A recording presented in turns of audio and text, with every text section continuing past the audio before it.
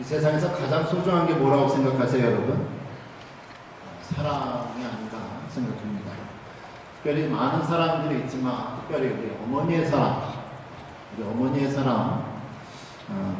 가장 귀하지 않은가, 변하지 않는 그 사랑 말이죠. 왜냐하면 아무리 가난한 집에 먹을 것이 없는 가난한 집에 있는 자라는 아이도요, 엄마의 사랑 많이 먹고 자라면 아이가 행복해 보입니다. 애가 불티 나고 있죠. 그런데 고아원을 생각해 보자고요. 고아원에는 어쩌면 이 세상에서 정말 가난하고 가난한 그 집보다 고아원에 오히려 더 좋은 음식이 나올지 몰라요. 어쩌면 고아원에 있는 어린아이들이 정말 이 세상에서 가장 가난한 어떤 집의 아이들보다 옷을 더 잘 입을지 모릅니다. 집안에서 가르쳐주는 것보다 어쩌면 고아원에서 자라는 아이들이 주변에 많은 어른들의 도움을 받을지 몰라요. 그런데 고아원에 있는 아이들은 특징이 하나 있죠. 아이들이 별로 웃음이 없습니다. 뭔가 부족해 보여요. 그렇게 물질이 있고 먹을 것이 있고 주변에 보육원에서 어른들이 잘 해줘도 뭔가 부족하죠. 사랑입니다. 그렇기 때문에 가난하지만 정말 부모의 이 사랑, 아무것도 그 누구도 비교할 수 없고 당연할 수 없지요. 그래서 이 부모의 눈에는요, 자기 집 아이가 최고로 보여요. 너무 사랑스러워요.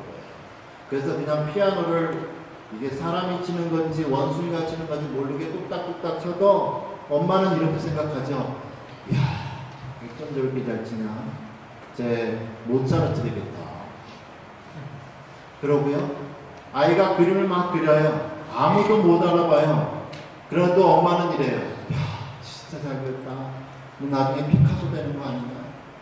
엄마의 눈은 사랑이기 때문에 그렇게 보인다는 거죠. 아이가 공부를 못해도요, 엄마는 이렇게 말해요. 아유, 아이가 머리는 좋은데 노력을 안 해서. 어떻게 하면 엄마는 아이 편이거든요. 사랑 때문에. 너무 좋아요. 그런데 이러한 사랑이 혹여 조금 잘못되면, 아이고 내 새끼, 우리 아이만 챙기게 되고 다른 아이는 안 보이게 될 때 사회적인 문제가 발생할 수도 있습니다. 특별히 10월에 중국 다녀왔죠. 제가 중국 다녀왔는데 선교사님이 그러세요. 중국에는 새로운 문제거리가 하나 지금 일어나고 있다. 뭐냐면 중국에는 아이가 인구 정책을 억제하기 위해서 한 가정당 하나 낳지 않습니까? 공식적으로는. 그러다 보니까 이 한 아이가 너무 귀한 거죠. 그래서 이 한 아이를 왕자처럼 공주처럼 입히고 먹이고 부모가 할 수 있는 최선을 다해서 가르치고 그렇죠. 정말 공주처럼 아이가 왕자처럼 집에서 자라나요. 근데 문제는 어린 나이에 이제 학교라는 곳을 처음 갈 겁니다. 자기가 집에서 왕자처럼 공주처럼 자랐거든요. 그리고 정말 왕자였고 공주였고요. 하나밖에 없어요. 그렇게 귀한 거예요. 근데 학교 갔더니 다 왕자고 공주예요. 서로 양보들을 안 해요. 내가 최고예요. 무슨 문제가 생겨도 집에 학부모님들이 오면 내 귀한 아들을, 귀한 딸을 누가 뭐라고 해요. 말이 안 돼요. 틀리게 힘들다. 또 문제는 이런 어린아이들이 집안에서 잔소리 한번, 꿀찌름 한번 안 들었던 아이들이 학교 생활에서 선생님한테 꿀찌름 듣거나 직장 생활에서 꿀찌름 들으면 적응을 못해요. 그래서 안 좋은 극단적인 선택도 하기도 하는 이런 사회적인 문제도 일어난다고 하고 있습니다. 특별히 우리 기독교 사랑의 종교죠. 사랑의 종교고 사랑해야 된다 하는데 이것이 행여 조금 잘못되면 교회 안에 문제를 일으킬 수 있고 사회 안에 또 다른 문제를 일으킬 수 있습니다. 그러한 내용이 우리가 읽은 고린도전서 전체에 흐르는 큰 문제 사상이죠. 2000년 전에 초대교회가 생겨졌는데요. 사람들이 교회 안에서 갈라지기 시작했습니다. 그게 문제였죠. 그래서 문제 해결 방법으로 사랑을 이제 바울이 나중에는 제시를 하는데 왜 문제가 어떻게 생겼냐. 교회가 아무래도 사람이 모이는 곳이다 보니까 하나님을 섬긴다는 순수한 동기에서 모이기는 했지만 아무래도 나한테 내가 좋아하는 사람이 생길 수밖에 없거든요. 나와 의견을 같이 하는 사람 좋습니다. 나와 의견을 반대하는 사람, 나를 해코지 하는 사람 싫습니다. 자연스럽게 교회 안에서 파가 생겼어요. 4개의 파가 생겼죠. 첫째 파는, 둘째 파는, 셋째 파는, 넷째 파는 해서 나는 바울파다, 나는 베드로파다, 나는 성경을 잘 가르치는 아볼로파다, 나는 이것저것 다 싫다, 나는 예수파다. 그래서 4개의 파로 교회가 갈라졌습니다. 마치 한 지붕 안에 4 가족이 살고 있으니까 불편한 것도 많고요, 긴장이 많은 걸 제가 힘듭니다. 분명 하나님께서는 예수 그리스도를 보내신 것이 사람과 하나님 사이에 막힌 담을 허하시려고 예수님을 보내셨고 교회가 세웠는데 사람들은 하나님이 막으신 허르신 그 담을 내가 좋아하는 사람 끼리끼리로 담을 또 만들고 말았습니다. 교회가 그렇게 갈라지면 건강하지 않기 때문에 마음에 드는 사람끼리만 만나지 마십시오 라고 바울이 이야기하는 거죠. 그러한 사상은 고린도 교회뿐만 아니라 초대교회 모든 교회에 다 있었습니다. 그래서 교회의 사도들이 똑같은 메시지를 반복되면서 하죠. 뭐라고 하냐, 결국에는 함께 하나님을 예배를 드린다고 하면서도 옆에 있는 형제를 사랑하지 못하면 그 사람 하나님 사랑하지 않는 것과 하나님을 못 보는 것과 똑같습니다 라고 요한일서 4장 20절에 말씀하죠. 누구든지 하나님을 사랑하노라 하고 그 형제를 미워하면 이는 거짓말하는 자니 보는 바 그 형제를 사랑하지 아니하는 자는 보지 못하는 바 하나님을 사랑할 수 없느니라. 성경이 우리에게 요구하는 게 있죠. 하나님 사랑해라, 사람들 사랑해라. 하나님과 거룩해라, 사람들과 화평해라. 이것을 항상 강조하고 있습니다. 만일 우리가 하나님과 사랑한다, 하나님과 거룩한 삶 산다 하면서도 사랑이 없다, 주변에 있는 사람과 화목하지 못하다, 거꾸로 얘기는 하나님 못 본 것과 똑같다. 성경은 말씀을 하고 있습니다. 그래서 방금 얘기한 데서 그랬죠. 하나님 사랑한다고 하면서 눈에 보이지 않는 하나님 사랑한다고 하면서 눈에 보이는 사람 사랑하지 못하는 사람은 거짓말자입니다. 특별히 히브리서 12장 14절에서는요. 모든 사람과 화평하고 거룩해야 하나님을 볼 수 있다고 말씀하고 있습니다. 모든 사람과 더불어 화평함과 거룩함을 따르라. 이것이 없이는 아무도 주를 보지 못하리라. 그래서 우리가 눈여겨보고 싶은 단어는 이 모든 사람과 더불어. 고린도 교회가 4개의 파로 지금 나뉘어있지요. 바울이 그래요. 모든 사람과 똑같이 다 하나로 모이십시오. 사랑하십시오. 상대하기 어려운 사람도 함께 더불어 살도록 정말 모든 노력을 최선을 다하십시오 라고 말씀을 하고 있습니다.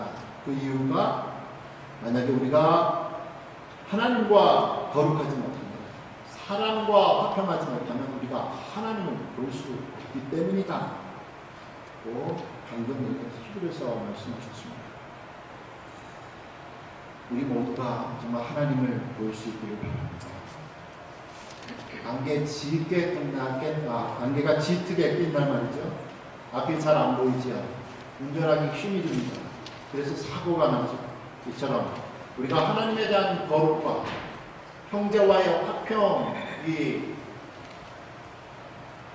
맑지 못하면 사고 나게 되어 있습니다. 하나님에 대한 사랑과 열심히 그것만 많다고 해서 우리가 거룩하다고 해서 하나님 바라볼 수 없다. 반면에 하나님과의 거룩함은 없이 사람만 좋다고 해서 저 사람만 참 좋다. 그래서 인간관계만 좋다고 해서 하나님을 볼 수 없다. 히브리서 읽은 것은 말씀하고 있습니다. 그래서 우리 예수님도 마태복음 5장에서 말씀하시죠. 마음이 청결한 자는 복이 있나니 그들이 하나님을 볼 것입니다. 마음이 청결한 사람은 누구냐? 마음이 청결한 사람, 하나님을 볼 수 있는 사람이 누구냐? 히브리서의 말씀에 의하면 하나님과도 관계가 거룩하고 사람들과도 화평한 그 사람이 마음이 청결한 사람이다. 둘 중에 하나만 돼가지고는 하나님을 볼 수 없다. 말씀하죠. 제가 올해 3월달에요. 안경을 또 맞추러 갔더니 시력 검사 갔더니 의사 선생님 두고 그래요. Welcome to the ages. 이제 늙어가는 걸 환영합니다. 무슨 노안이 왔습니다. 어머나 세상에. 그래서 이제 안경을 끄면 여기도 안 보이죠. 노안이 왔습니다. 그래서 노안에 맞춰서 이제 안경을 해줍니다. 안경을 꼈는데요. 더 안 보여요, 더 안 보여요. 막 안경을 꼈더니 막 모든 게 막 출렁거려요. 움직이면 머리가 거지럽고요. 그래서 이게 그럴 것이다 했는데 2주를 그랬는데 너무 그래서 의사 선생님이 좀 찾아갔죠. 이게 돌팔 의사인가? 역시 안경을 한국에서 해야 돼. 네, 그러면서 한국에서 할걸 씩씩거리면서 갔지요. 의사 선생님 안경을 제대로 보고 시력을 다 측정하더니 안경이 잘못 만들었다. 중국 때가 그렇지 뭐 그랬죠. 안경이 초점이 중앙에 가셔야 될 거 아니에요. 근데 이 초점이 옆에가 있는 거예요. 그래서 다시 제대로 하라고 가르쳐줬죠. 제가 안경 어디서 했는지 알면 여러분 안 그럴까봐 제가 말씀을 드리지 않겠습니다. 여기서 되게 가까운 데 있어요. 교회 바로 앞에 있는 C5로 시작되는 뭐가 있는데 빨간색 깜판이에요. 값은 쌌어요. 근데 두 번째 했죠. 또 왔어요. 뭔가 좀 잘 보이는 것 같은데 눈이 너무너무 아픈 거예요. 이번에는 또. 그래서 또 적응이 돼야 되나? 그래서 있다가 이게 도대체가 쓸게 모른다. 옛날 안경 쓰면서 다시 의사 선생님 찾아갔죠. 의사 선생님 다시 제 시력을 보더니 시력 받게 됐다. 안경을 보더니 도대체 이럴 리가 없는데 이런 적이 한 번도 없는데 안경을 또 잘못 만들었네. 이번에는 한쪽이 정확히 와 있어요. 근데 한쪽은 중심이 정확히 왔는데 위로 가 있는 거예요. 그래서 다시 보냈잖아.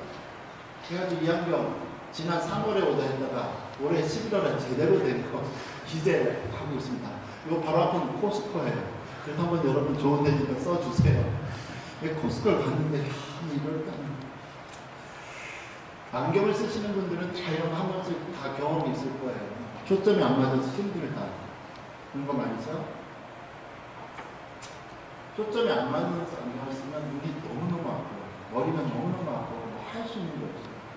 그처럼 우리가 하나님을 사랑한다고 하지만 하나님만 사랑한다는 거룩의 초점만 가지고 하나님 제대로 볼 수 없습니다. 형제 사랑에 초점이 안 맞춰집니다. 내가 괴롭고 그 안경 가지고 제가 운전하고 사고 나죠. 하나님의 관계만 강조하고 사람과 상관없다 하면 사고 나게 되어 있습니다. 성경은 우리 보고 모든 사람과 화목하라고 말씀하고 있습니다.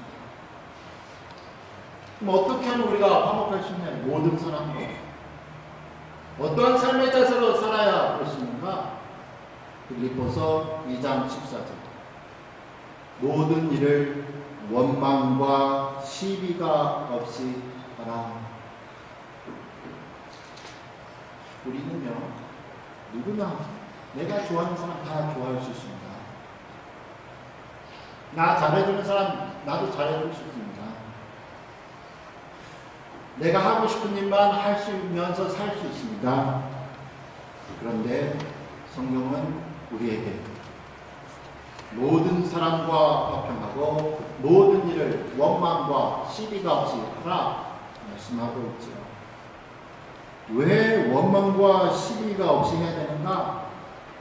방금 읽은 빌립보서 2장 14절 다음 15절의 이유가 있죠. 이는 너희가 흠이 없고 순전하여 어그러지고 거스리는 세대 가운데서 하나님의 흠없는 자녀로 세상에서 그들 가운데 빛들로 나타나는 우리가 하는 주님을 향한 모든 봉사에 대해서 원망과 시비 없이 하는 모습을 세상에 보임으로 하나님께 영광을 돌리게 된다 말씀합니다. 그렇다면 어떻게 하면 원망과 시비가 없이 할 수 있는가? 비법을 알게 됩니다. 그것은 원망과 시비를 하지 않는 거예요.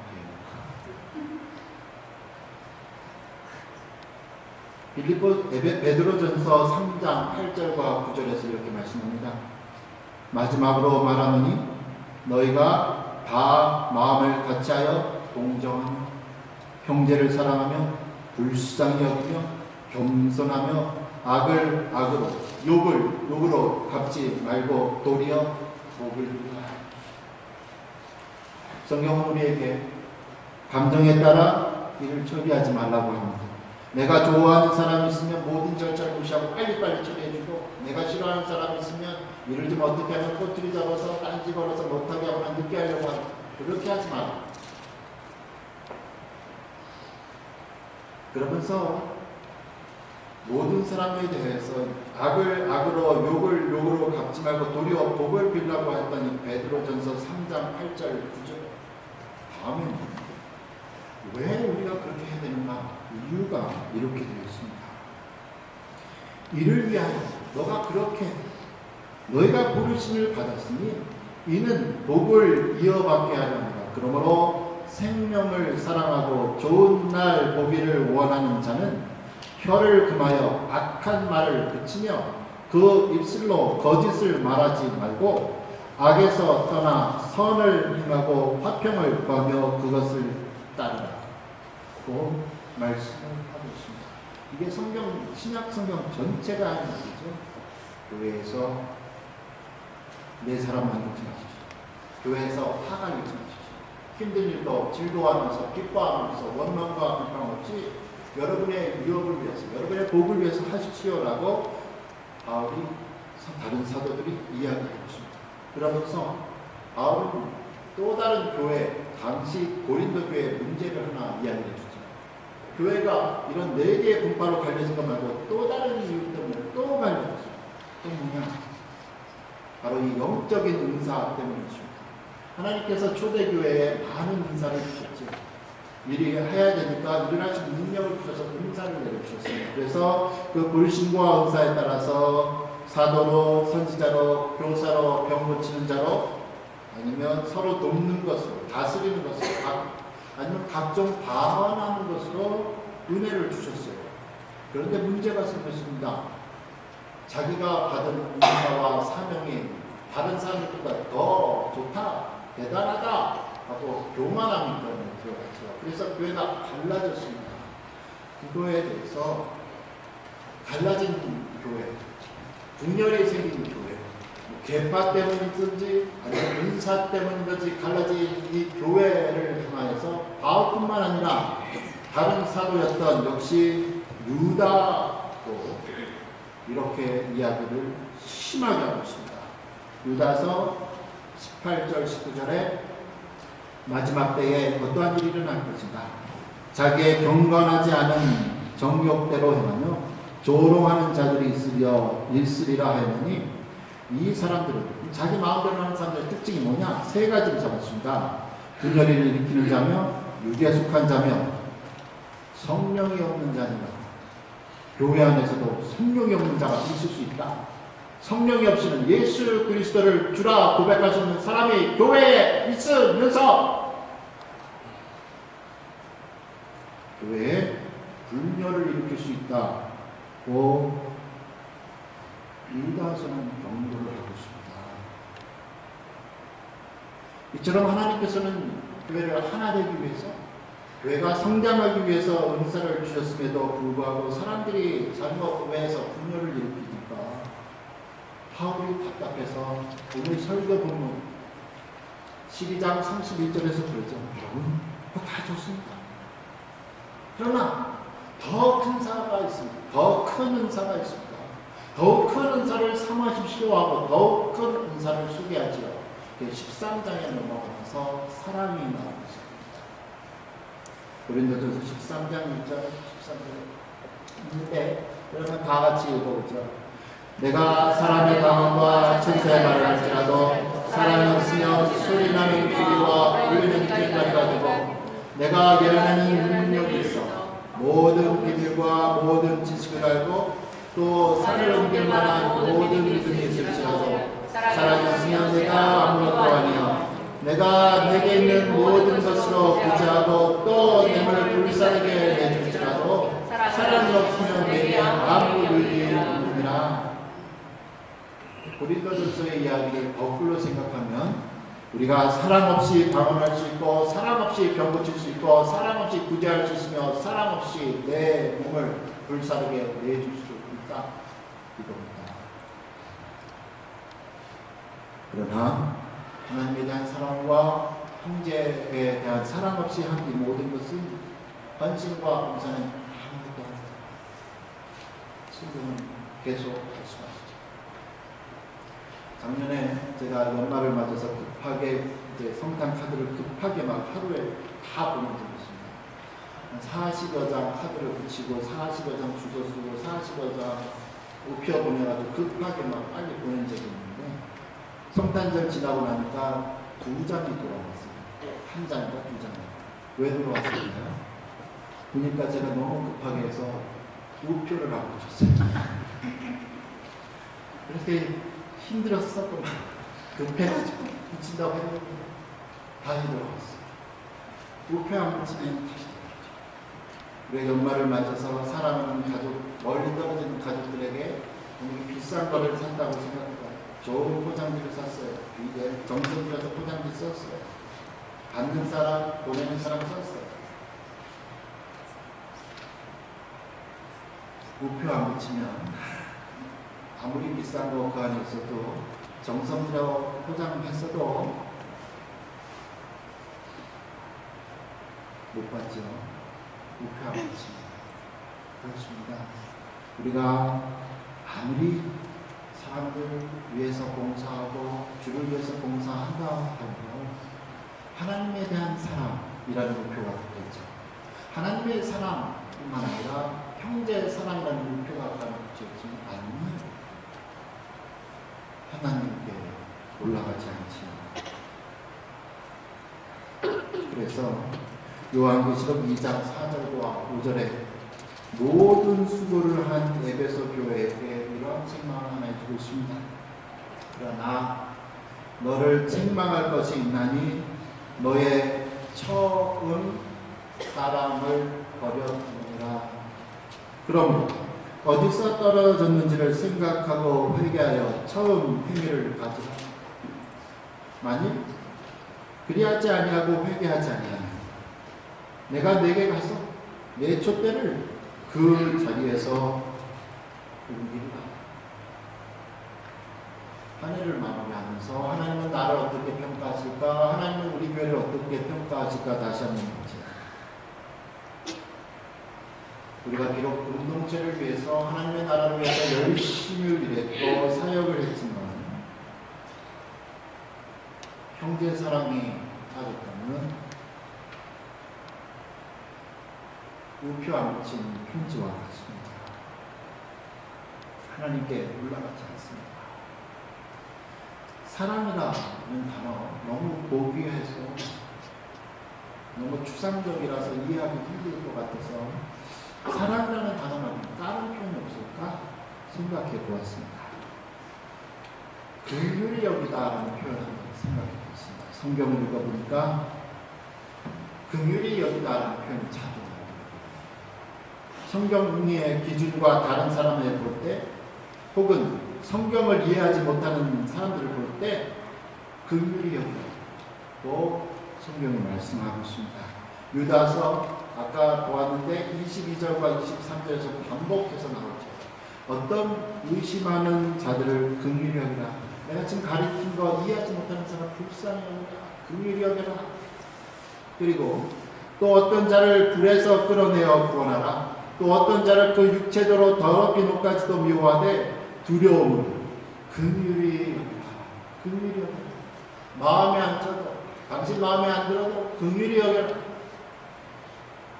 하고 있죠. 사랑을 많이 받은 사람만이 사랑을 할 수 있다는 얘기를 많이 듣죠. 우리가 다른 사람을 긍휼히 여길 수 있는 이유는 내가 긍휼을 많이 받기 때문입니다. 그래서 방금 전에 우리가 유다서 22절, 23절을 읽었는데 다른 사람들을 긍휼히 여기라 명령한 이 말씀이 21절에는 이렇게 말씀하고 있습니다.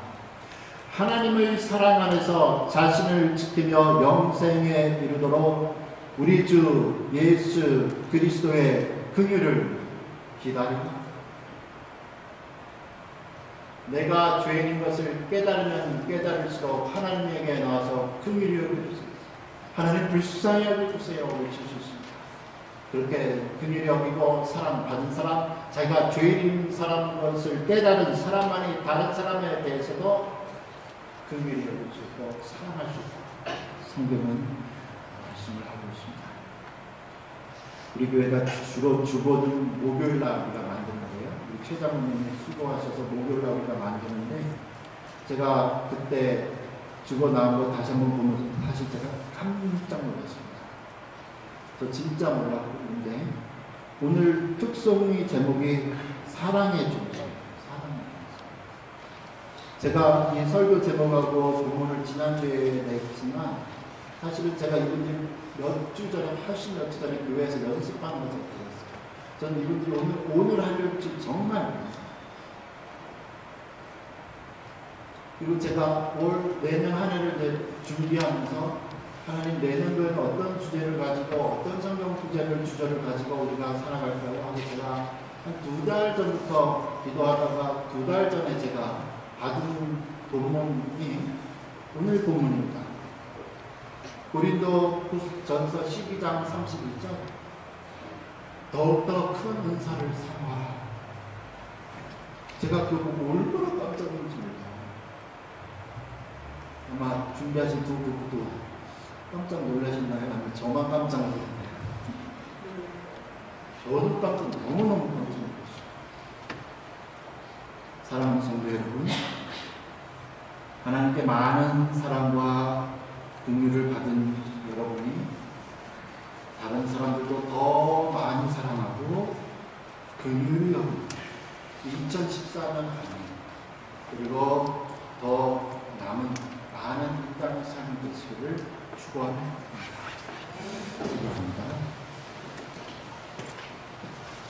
우리를 긍휼히 여기시는 하나님을 찬양합니다. 하나님께서 우리에게 사랑과 긍휼을 베푸시고 우리도 서로 사랑하며 긍휼히 여기는 새로운 한 해가 남은 삶 더 많이 사랑하는 더 많이 긍휼히 여기는 이 땅의 삶 되도록 우리에게 은혜를 내리고 주십시오. 예수님 이름으로 기도합니다.